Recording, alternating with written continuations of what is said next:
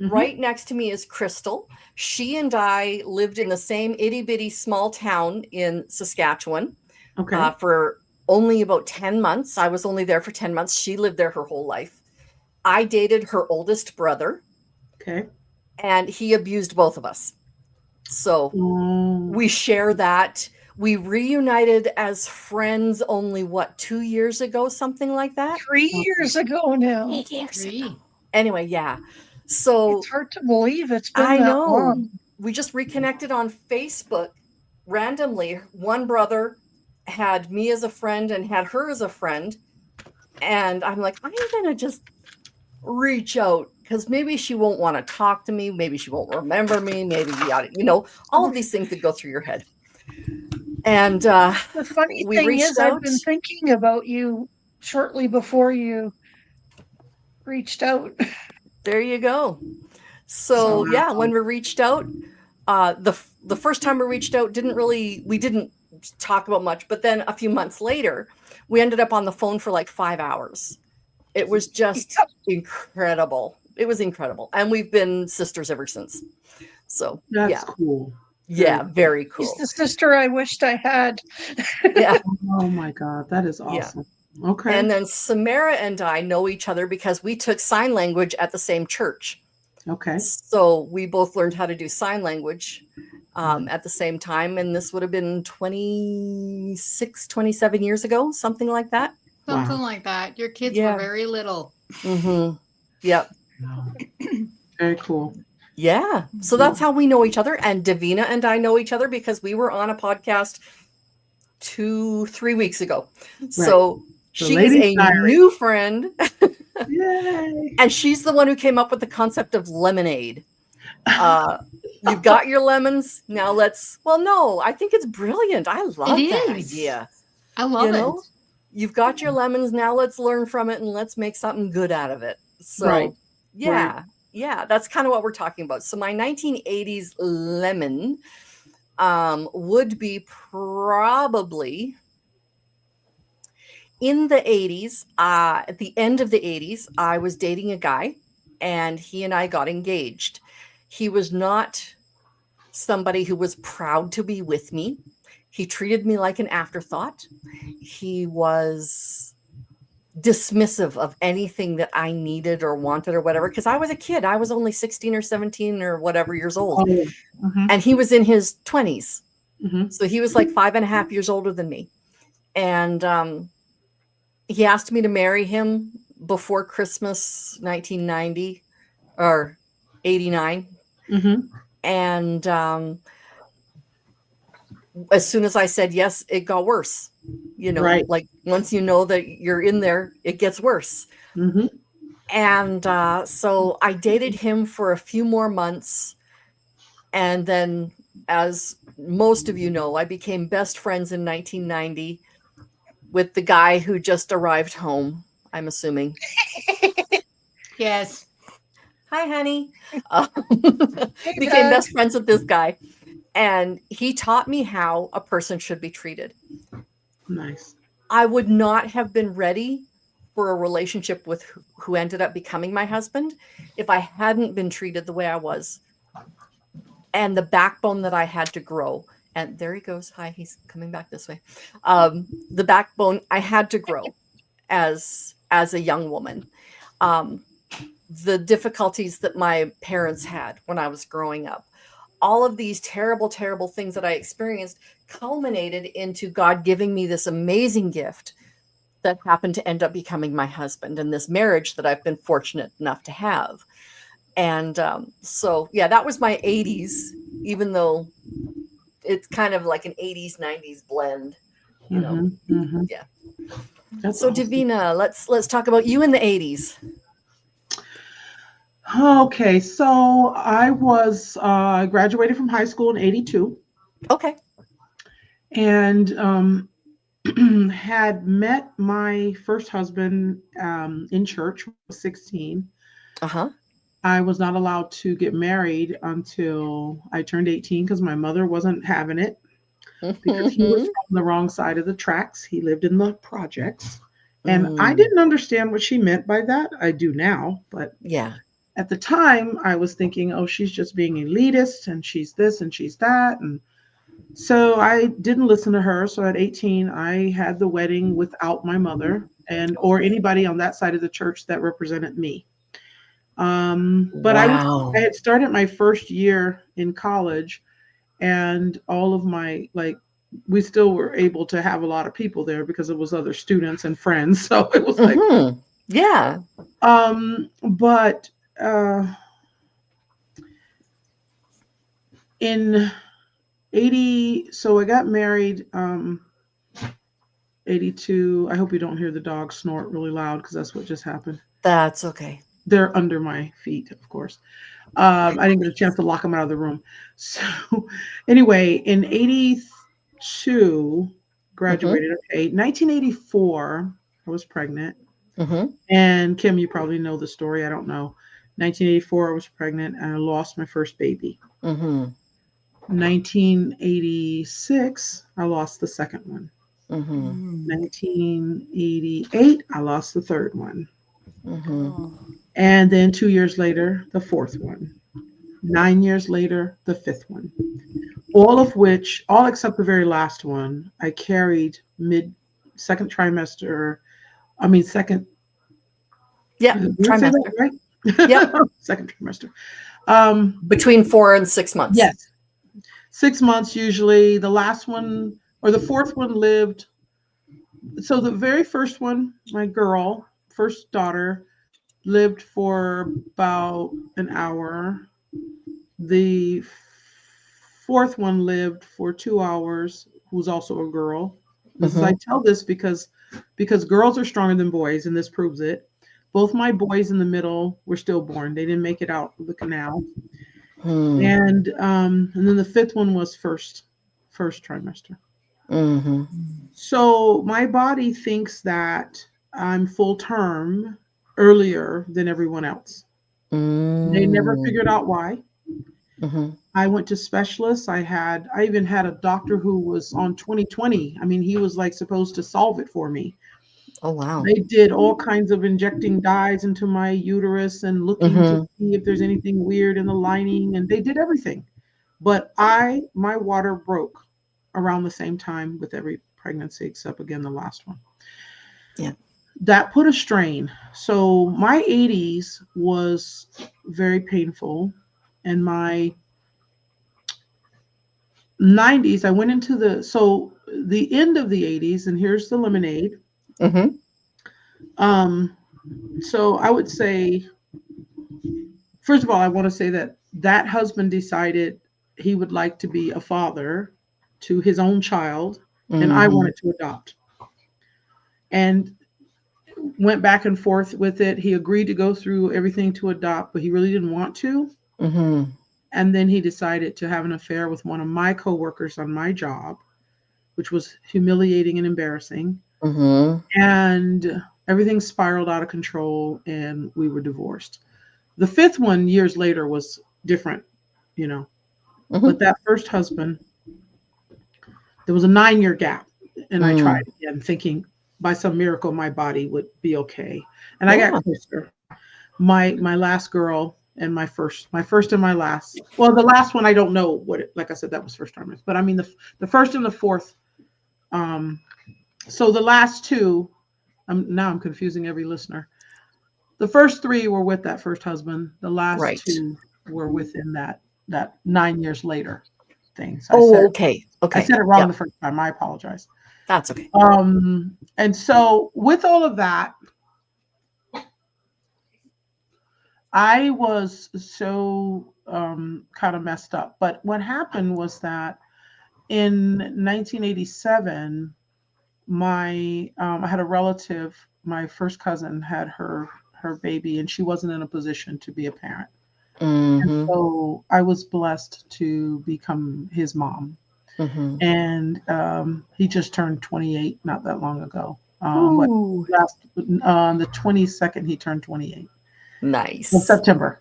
And he has just been the biggest blessing. So my lemonade is just being Jordan's mom. Oh my God. And so the pain of loss, what I realized was that I was more capable of being his mom and being a good mom because of all of the loss. Yeah. Because I felt like it was just destined that I was to be his mom. And my family embraced the notion. My cousin was not, she admittedly was not in a position to parent. And although it was rough at first, you know, she was okay with it and she never interfered. And we all very much so love each other. I Good. love my cousin still. But I can say that it was, the journey taught me a lot about myself, taught me a lot about the men in my life, because my picker is broken. Kim, you know, I told you, my picker is broken, and I'm hoping it gets fixed before I die, but I'm just like I said, you and I need to talk about how I helped Samara get a guy. Yeah. I'm gonna. My picker is just broken. For everybody listening in the world, just understand, I don't trust my picker. Let's put it that way. Yeah. And I know there's a lot of reasons why. I've done a lot of work over the years. I understand. And I really, it was just, you know. So anyway, my 80s and my 90s, my 90s got better. The lemonade came in the 90s. And that's because I became a mom and I got out of that relationship, but then I got another one, but we're not going to talk about that today. That's a whole nother lemon and lemonade story. But I will say that if I had to point to probably the toughest time in my life, it was the 80s because of the loss and back to back. For sure. Yeah. That would be heartbreaking. Yeah. Especially each time it would feel, I would think it'd feel worse. Yeah. And I tell you something that happened when back to that first husband, the decision was that we would adopt. And like I said, he went through the, you know, all of the classes and everything. And we've gotten to a point where we were working with an agency in New Mexico that actually there was a baby. And I was so excited. And I bought everything. The nursery was all done. And they have 72 hours right of rescission, you know, right? And the third day just happens to fall on Thanksgiving Day. And it was also when I had a house full of family and we were all celebrating. This is before my son Jordan was born, actually. This is way back before. So this was after the 3 with that first husband.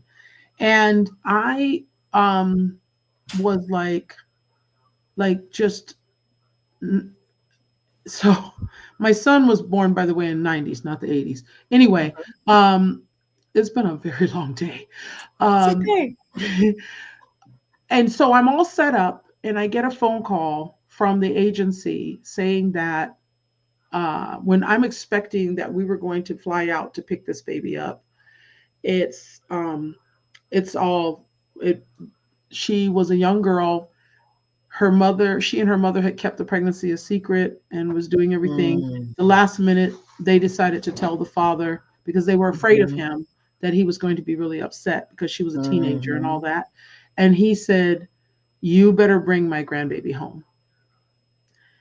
So I had to be happy for this girl, but I wasn't happy for me. No. And so I had a meltdown, ripped apart the nursery, took everything back to every store, gave back every gift. And that's when I had given up.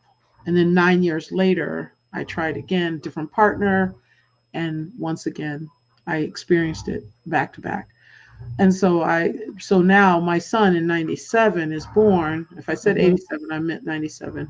My son was born in 97. And in, 98, I flew to North Carolina, picked him up, and brought him back. And so that was the end of the 90s. And of course, that was it. I became mom, and I really loved being a mom. That's wonderful. Yeah. Crystal and I have both lost babies as well. Each of us has only ever lost one. Oh, did you lose one too? Okay, so we all get it. Yeah. That's why I said I can only imagine how hard each successive one would have felt. You are a stronger woman than I to have continued. Man. Yeah, I didn't each time. So the narrative changes each time, which is interesting because you're living with fear once you find out you're pregnant. If you've had, so the very first time, newlywed and everything, but Mm-hmm. then, you know, they tell you, oh, don't worry. It happens to women. You'll have another one. Don't Oh, worry I about hate when they it. do that. Sorry, Yeah. this is not a replacement child. Thank you. Right, right. Yeah, you'll be okay. Yeah. Well, actually, um, I got through that first one just, because I thought, okay, it's gonna be okay. Yeah. When it happened the second time, I had moved from Washington State to Arizona, Mm. and it was just like, this can't be happening, you know, Again. again. And the third time I was, I'd been in Arizona a while, was, just I threw the tissue box they sent the chaplain in, and I threw the tissue box and said, get out of my room. Don't talk to me Mm-hmm. about God, and don't Mm-hmm. talk to me about, Yep. pray. I don't want to hear it. Now, the next day I called for him and I apologized after I calmed down. But But yeah, you're it allowed to have that evil, awful time. was not his fault. I mean, No. he's doing his job. Yeah. But honestly, I was an angry bird. Yeah. And you remember what you smelled, what you were doing, what you were. I remember when my water broke each time Mm-hmm. exactly what I was doing. Same.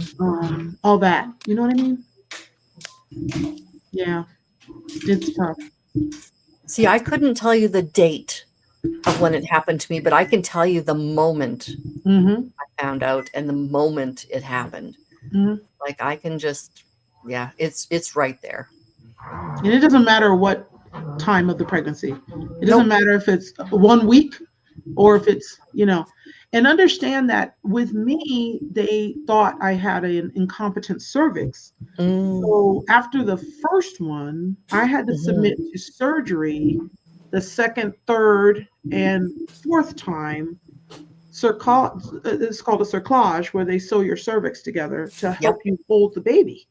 Yep. So I'm going in at 12 weeks and having a surgery and then carrying and still living in fear and still losing. Now they've got to rip out the stitches to get the baby out. And now that's another process. So it was just because There's the abuse. trauma on trauma on trauma. But I was in Wow. a room with a woman in one of those pregnancies that had that happen to her 7 times. And she had 3 healthy children. So there was always hope. Right. Yeah. Yeah. I was paired because they move you off the floor where healthy babies are. They put you on Mm-hmm. another floor when you lose a child, and they put a rose on the door. The rose tells the nursing staff and everyone that's Yeah. what happened, and that's how they did it in this hospital that I was in. Yeah. Yeah. Each And hospital has their own yeah, method of. and they would stick us all together to, like if it was a double occupancy room, we were together. Mm-hmm. Yeah, and so that scared the Jesus out of me when she said she had 7 losses, and then the process, because your body's not ready to deliver. Just because the water breaks, your cervix doesn't open. No. I just want you guys to No. know that is another process. Yeah, Yeah. all of Yeah. that. Anyway, I got lots of lemonade in life too. It's okay.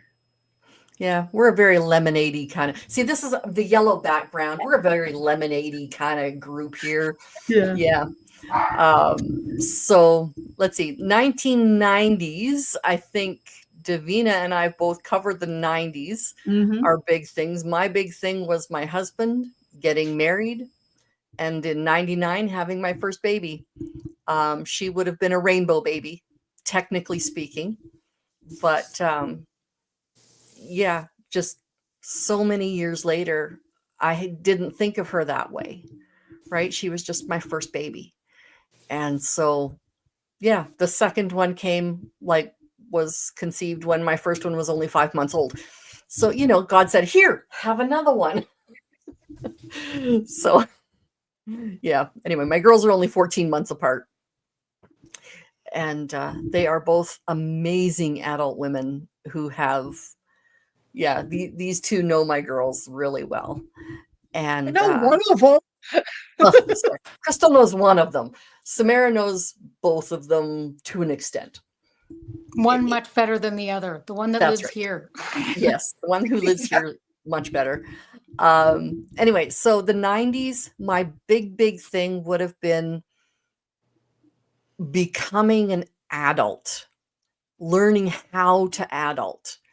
And that was rough. I lived in I lived in this teeny weeny little town where Samara currently lives. And when I say teeny weeny, it's not that small. Anyway, small town, 1,000, 1,500 people. And It's much then, bigger than that now. is it bigger than that now? There's Awesome. about 5,000. Ooh, you're huge. Oh, Never mind. She's not from a small town. She's practically from a city. well, it feels pretty small town after being from the city I'm from. The city. Yeah. So anyway, I lived there for a little while and then moved to the city where I live close to now. Went to hair school. Was completely ill-equipped to be a grown-up. You know, to live on my own and to have to pay bills and keep track of things and all of these things that you have to do to be a grown-up. I was not equipped for that at all. And so I was dating this really great guy and ended up marrying that really great guy, but it just ended up being the first few years, had we gotten married right away when we could have, I'm not sure we would have made it. No, I'm sure we would have made it. It just would have been really, really, really, really rough. It just would have been terrible. So becoming an adult, learning how to adult, I'm very, very thankful that we are able to give our younger daughter a softer landing than what I would have had, because she is able to live at home, because the housing market is evil. It is terrible. So, yeah. So that's my big thing, was the difficulties of living in a small city after living in a large city, moving to a small city, very different demographic than what we have here. The city where I live close to, it's pretty evenly dispersed between the different races and nationalities and immigrant, non-immigrant, that kind of thing. The city that I moved to from, where I took hair school, very, very high indigenous population. So, or what you might call Native American, but indigenous population, very high in that. And so that's where growing up non-racist and learning how to be not even just non-racist, but anti-racist. I didn't let other people get away with crap when they were around me. You know, can you imagine me letting somebody be racist? Can you picture that? Exactly. Yeah, no, it's not happening. So yeah, it was a very interesting place to have to learn to grow and become an adult. So my lemonade for the having a hard time getting there is being there, you know, and being able to settle into this wonderful marriage that I have and stuff like that. So yeah, my 90s actually were really, really good. My 1990s. I'm not 90 yet. Okay, Crystal, how about you for the 1990s?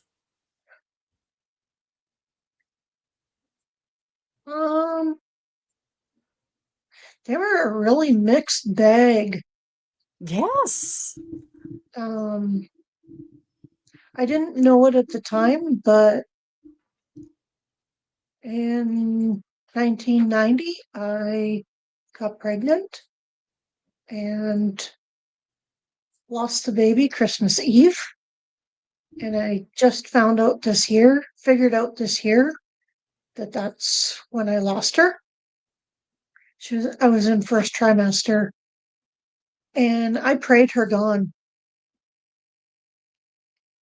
Don't feel bad She about that, was, please. Do not feel bad about that, my sweet. She was a product of rape.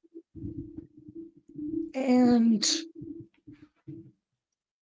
so I prayed, please God, don't let me be pregnant. Don't let me be pregnant. And I know I was almost 2 months late because I was clockwork.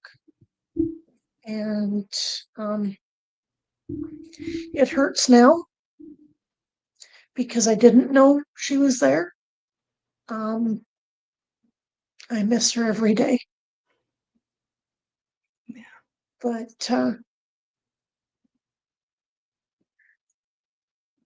3 years later, 90, I would have gone into grade 7. When I was in grade 9, I finally had the courage to come forward and say what had happened. Started getting help. And in 96, I had the strength to charge 2 of my 3 abusers. One of which went to jail because of his actions. I became an auntie in the 90s. And when I found out I was an auntie, I actually phoned my counselor and I said, I don't want to be an auntie. No. And she said to me, she says, you can choose how much or how little you have contact with those kids. Mm-hmm. I don't really have much contact with my first nephew, although I guess I can always go on to local type news and see him because he's an anchor. I do have a little bit more of a relationship with my first niece. I only have 2 nieces, and there's 7 nephews. Wow. I don't have much. Well, I don't have any relationship with my oldest brother's 4 kids, all boys. Mm-hmm. My other brother is the one with 5. There's been times I've reached out to my younger niece. I actually need to reach out to her and ask her when her wedding is because that's coming up. She got engaged. Nice. But yeah, I went to school after high school. I graduated in 96. Went to Bible school for a year and a half. Went out to Ontario for 3 months. Was kicked out of a 12-month minimal program after 3 months, but it was a good thing. I found out after I got home that it was a good thing. If you're going to get mad, then go away. In 97, Mm-hmm. no, 98, I started my first full-time, part-time, 2 part-time jobs that turned into 1 full-time job. Just literally days before my 20th birthday. Worked at a hotel in a small city. And then in 2000, I started with Walmart Canada and have been working with them ever since. Mm-hmm. So I found a family within my work family. But then I ended up moving in 2006 and lost that family. We'll get to the 2000s really quick here. Yeah. Davina's going, ooh, 2000s. Scary. Am I allowed to skip over some years to catch up? I'm a lot older. I skipped over 90% of the 90s. So yeah, feel free. Sam, what do you have for us? My 90s were, well, I graduated from high school in 94, so that kind of puts where I was at in that. And I did a lot of activity things. Like I was part of a group through my church that's kind of like brownies, but it's more religion based. And a lot of my friends from that are still friends of mine now. But I did a lot of like drama and band and choir and stuff like that. And it was just what I did. And I loved doing it. And I spent a lot of time with friends and stuff. In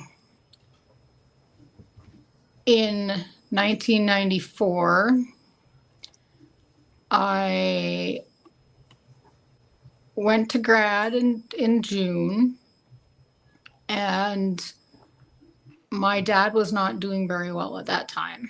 He was going to dialysis, and he had always said he wasn't going to go to dialysis. So we were kind of like, okay, why are you going?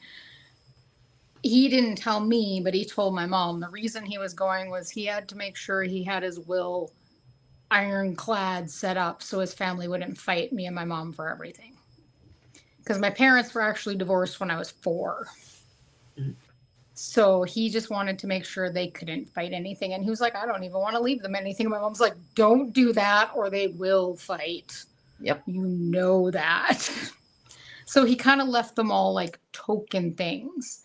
And I mean, like, my dad's best friend got told my dad had passed away with a phone call that went like this. Hi, Carrie, can you come over and check Glenn's truck and see if I can drive it back to Calgary? Oh, by the way, he died this morning. Yeah, so can you come do that? And my dad's friend goes, excuse me, what? He goes, can you come over and check Glenn's truck to see if I can drive it back to Calgary? Which is like, what, a 5-hour drive or whatever. And Carrie's like, no, the other part. Oh, yeah, Glenn died this morning. Oh, thank you for about telling me burying my the best friend lead, died. right? Yeah, like they were all about what they were going to get. Yeah. And like I was writing a final exam from business college when my dad died in January, at the end of January. And I went, by the time I left downtown and drove to his house, which is maybe a 5-minute drive, they were already packing U-Hauls from his house. His body was still in the house. So, yeah, I didn't have a lot to do with my dad's side of the family. They never really, my dad was the only of the 4 kids, was the only one that didn't become a teacher. The joke being is he worked for our university and he worked for the technical college in town and made way more than they did. Because he was only an electrical engineer. And like, only an electrical engineer. Only, yeah. Yeah. He wasn't a teacher. That's what he was supposed to do. And like, because he didn't finish university the way they wanted, they pulled all of his inheritance that his grandparents had left him and go to university. Because he didn't complete it the way his parents wanted him to do it. And like, anytime we went somewhere as grandkids with that side of the family, somebody'd say, oh, who are the kids in the back? And my grandma would say, well, that's Nancy's kids. That's Britt and Brady and Jen and Jill. Well, who's the other little girl? Oh, that's Glenn's kid. That's how I got introduced most of my life. That's Glenn's kid. Because my dad was looked down on, so I'm just his kid. I'm nothing. And that was really hard. And meanwhile, my mom's side of the family, I mostly lived with my grandparents because of my mom's jobs that she had all the time. She worked a lot of like night jobs at hotels and radio stations and stuff like that. So, I mean, I grew up with them being more my parents. And it's funny because since both of my parents have died, my mom's side of the family is backed off, and I hardly ever talk to, if I talk to them once or twice a year, it's amazing. My dad's side of the family, my aunt phones me from BC and emails me all the time, and my aunt from PA phones and talks to me all the time. And like, I have an uncle who, I think he lives in the Bahamas now. I don't know. They're always somewhere else in the world. but he'll text me and email me and just ask how things are going and how I'm doing and stuff. And it's so weird because it's like my family's totally swapped in the last few years. But in 1994, my dad passed away at the end of January. So I was 19 years old and my dad passed away. And then in June, on Father's Day, my mom's dad passed away. And at the time, I felt worse about my grandpa dying than I did my dad, which made me feel horribly guilty. And I didn't realize it was because I had been closer to my grandparents growing up than I had to my own dad. That was hard. That was hard. Mm-hmm. But I did get the chance, like in the last probably year when he knew things were not going well, he made sure that I got to actually know him. And that was really special. Like I actually got to know my dad as an adult and as a person. And that was very cool. So that was pretty cool. It was probably about a year after it was probably only a few months after my dad died that I miscarried. I had tried going to university and got a please take a year off, don't come back letter. So I was going to business college. Did great at business college though.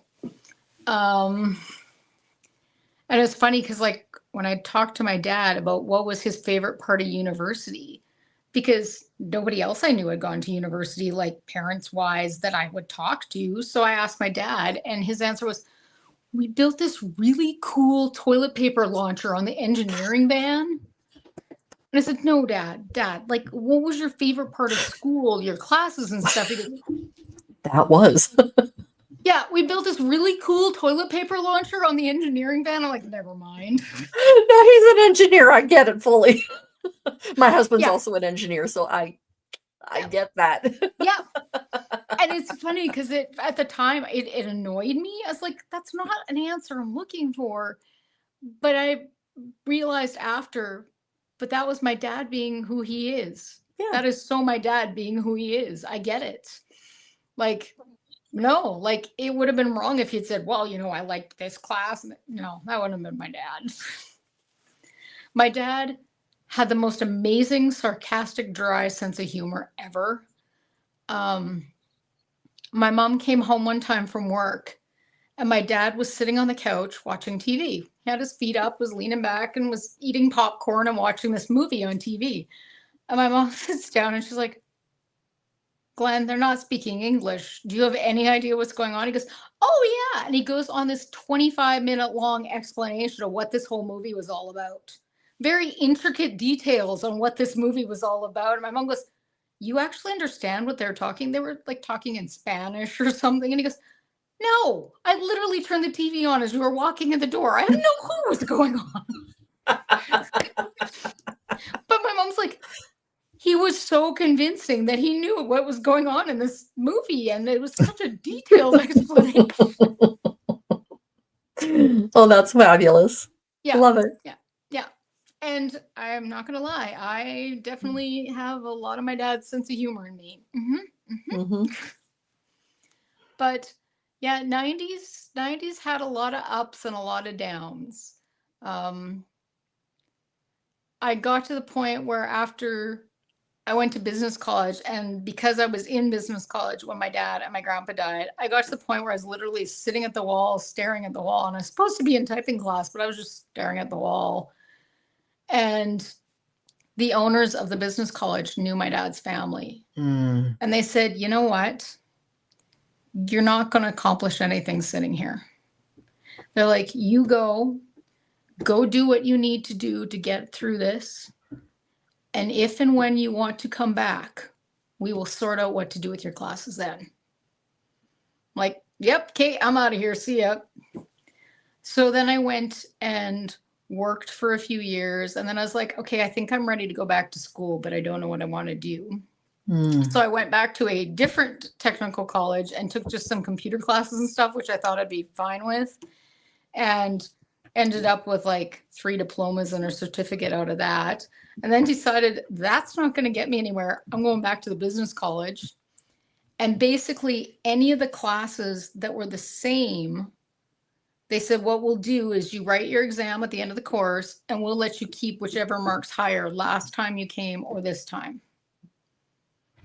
So it was really nice, and they were really good about working through everything with me and stuff. So that was good. And part of why I'd gone to the other school is I felt at that point like I'd gone to school to try a couple different things and just kept failing. And I needed to feel like I was successful at something. And I'm like, well, the first course is taking Word and Excel. I should be able to at least pass that. So when I got the confidence from going through that, yeah, I can actually go to school. I can do this. I'm fine. I went back to the business college and I ended up not only passing all my classes, but getting an a diploma with honors. So that was pretty awesome. And it's funny because that was in like 2001, 2006. I don't know that I finally finished that. I have now finally used some of the stuff from that other college this year. My partner said, wait, didn't you take web design in something you did at school? Maybe. Cool. You're now in charge of the website. Okay. He goes, well, it can't be worse than whoever was last taking care of it. It's telling you about booking in the upcoming 2022 season. I'm like, yeah, good point. So yeah. But there was good things and bad things in the 90s. Like my health wasn't doing so bad. My diabetes was doing okay. But then it was a hit to lose my dad, who was 44, because of complications of diabetes. Mm-hmm. And to know at that point that I'd been diagnosed at 3.5, he'd been diagnosed at 10.5, and he only made it to 44. And I remember going to a counselor, and the counselor saying, where do you two expect to be in 5 years? Because I was there with my current boyfriend at the time. And he goes, well, I expect to be here, here, and here, and here. And when it was my turn, the counselor looked at me and she said, well, what do you think? I said, I just hope I'm alive in 5 years. And my boyfriend went, what? What kind of answer is that? And the counselor said, honest and fair. And I was like, yeah, right now, that is how I feel. I just hope I'm still alive. Mm-hmm. Making my life somehow. So yeah, 90s were hit and miss. Okay. But yeah. Well, it's been almost an hour and a half, so I'm not going to put everybody through another 2 decades. Or it'll feel like it's been another 2 decades. But Davina, Samara, Crystal, I invite you all back maybe in a month or so, and we can talk about the 2000s, 2010s, because it sounds like the 1980s and 90s for each of us. I mean, we're all, Davina, you're probably, we decided, the three of us, that we are right within that whole sister perfect age group. Yes. You'd be like our cousin. Mm-hmm. You're a little older, but still right there. So yeah. Anyway. But yeah, so we've got cousin Davina coming back. Yeah, in a month. At least you didn't say auntie. No, well, yeah. Nah, you're too close. I'm too close. Thank you. I appreciate that. Tell them how you act. I had a cousin that graduated in 82. See? Yep. Okay, There I'm good. Yep, we're all good. Yeah, you guys were born what year? 72. Around? Okay, yeah. 76. 70s. Okay. 78. Yeah. That was a good year. 8th grade. 78. I remember. Yeah. That. Yeah. 78. So I would have been in. Yeah, I would have been. I started school. It's easy for me. Kindergarten was 1970. So every year it was easy for me to remember where. Yeah. Because 82, 12 years later, I graduated in 82. So I would love that. I can remember exactly what grade I was in each year. That would make. Yeah. For sure. Well, I'm happy to be your cousin. Awesome. I like it. Yeah. We'll adopt you. Thank you. As long as you adopt me back, because, it's kind of awkward if you're in my family and I'm not in yours. And I agree. I agree. We're all cousins. We're just going to be, yes. I love That's right. We're all related. Just ask Noah. That okay, there you go. As long as it's not to the animals, I'm good. But We're talking Noah, not the ark. oh, right, Yeah. right. Okay. Yeah. Need to brush up on that. Yeah. Oh gosh, it's cool. Nice meeting you, Crystal and Samara. It's great to meet you guys. I look forward to us coming together again, and hopefully we'll get you on our other iron sharpening iron platform. That'd be nice I hope too. so. I have Yes. the Coach's Corner coming up Oh, for wow. life coaches. I'll be hosting, and then also the Ladies' Diary with, of course, Boss B. I was thinking Boss B was going to be on tonight. She wasn't. Everybody who was on the Ladies' Diary was supposed to be on tonight. You showed up. So we got the best of y'all, is what I'm saying. I'll go with that. No, the other two ladies from the Ladies' Diaries are just phenomenal. But life happens. And, it happens. Yeah. Good thing is I have some great friends who are available at the drop of a hat. That is awesome. I might also be sitting in her dining room. I know. I know. Yeah, I got on when the husband came home. I was like, he just went through that door, and then I heard him shut her door, and no, I got We're really close here, Davina. What can I say? Nothing wrong with that. Nothing wrong with that. But it's a pleasure. Thank you for being here when I jumped in, and no problem. Yes, we'll do better next Thank you for time. being open with us and vulnerable. I really appreciate that from all you ladies. I mean, this is the honesty is not only refreshing, it is needed, and people, like I said, there won't be a lot of people in the chat, but somebody who needs it will see it, and they will see it in the time that they need to see it. So, and if it's okay, I need to do a shameless plug for my please do writing manuscript. Yes. Rising Resilience. Okay, so I am a full-time teacher. You guys know that. Maybe know that. I don't know. But I know that they don't. Okay. I guess grade. You were doing today. What'd you say? What'd you say, Samara? I said, I guess that from what you said you were doing today. Oh, that's true. See, she's observant. I love that. Yeah, I got smart friends. See? So where was I going with that? Oh, so by me working full time, but I have because of the whole Lemons to Lemonade thing, because the feedback, just the quick backstory, ladies, I wrote my story in an anthology years ago and with 19 other women. And the feedback that I received from everyone was, man, that's a whole lot of lemons, but where's the lemonade? And it's because I wrote so much about all of the horrible things that I experienced as a child and on and on. But I got to the end and I quickly said, well, life's good now type thing. I mean, I didn't, but I did.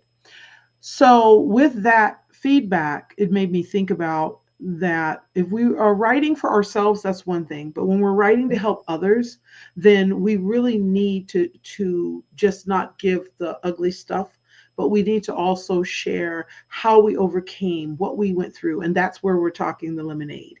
And so with that, I have developed the Write, R-I-T-E, Write to Rise planner, to rise up out of your situation. You can write to heal. And it's a planner that helps people outline their memoir, their book. Or maybe you want to be a blogger, or maybe you just want to write in general. It just helps you to be able to place all of the things that you've experienced, not just the pain and the trauma, but the good side. And then openly or reflect aloud, so to speak, and help other people. So how you get that is on risingresilience.org. Put it in the private chat and I'll put it into our chat so people can click on the link. Okay. Yeah. So that's my thing right now, is that I'm really promoting this because I'm hoping that that people write, and that's just one way to heal. and I'm typing and chewing gum at the same time doesn't work good for me. I know. Breathing and chewing gum. But you're is tough breathing for too. me. I am breathing breathing. too. So there's like all these things happening at the You same know, and blinking. I bet there's some blinking going on. So then I'm going to sound like I'm just crazy because I'm just rambling. So Honey, let me honey. stop and type. I had So- a friend recently that added in, and you're not peeing your pants, so you're doing Right. really good. Right. Yeah, Did I do that right? you did. With You my did. link, I didn't misspell anything. Awesome. There we Yeah, go. And so- it is there. risingresilience.org. Write your story. That And- sounds awesome. And you know what? I just even if I just love the fact that I just started a writing group in my town, Mhm. based on this notion. But it's through you. Do you guys have the Nextdoor? Do you do Nextdoor in Canada? No. It's Nextdoor is like a nationwide social media thing, but it's really built on just like the Ring camera. It's like a Oh, no, we neighborhood. don't have that. Yeah, so you can create groups in your town. You can do in-person groups. You can do online groups. It's all free. It's all part of the neighborhood. Nice. It's called Nextdoor. And so people across the country or anywhere they are, if they're in that app, then Mhm. they see it. But anyway, I started a little group and sharing where people can share poetry and share writing. And I'm more excited about that than anything. It's like, Nice. yeah. Oh, So that anyway. is so awesome. I just added 10 more minutes to the time. Sorry. Oh, I'm gonna hold it against you. We're taking it off your time next time. Okay. Just saying. Okay. So it's fair. That's okay. Okay. Take off how late I was too. How about I just No, then you'd have no time left. There'd be nothing. Davina's here, and now she's gone. And now Okay. she's gone. Yeah, You came right when you were supposed to, Davina. exactly. Thank you, Actually, you were Crystal. perfectly. Thank Yep. you. Thank you guys. Yes. You're wonderful. Mwah. Thank you. I'm happy Mwah. to meet you guys. Have a great night, everybody. Thank you for coming by. I love y'all. Leave a like, leave a link, leave a just something. Let us know who you are, where you're from, and what did you learn from our lemons and lemonade? Were you encouraged? I hope so. I'll talk to y'all later. Bye-bye. Bye. Some come with scars, some come with dreams. In this circle, we're more than what we seem. No judgment here, just voices to be heard. Through laughter, through the tears, we find every word. I'm my brother's keeper, I'm my sister's guide. Standing here together with nothing left to hide. We lift each other up when the world feels torn apart. We're keepers of the flame, we're the healers of the heart.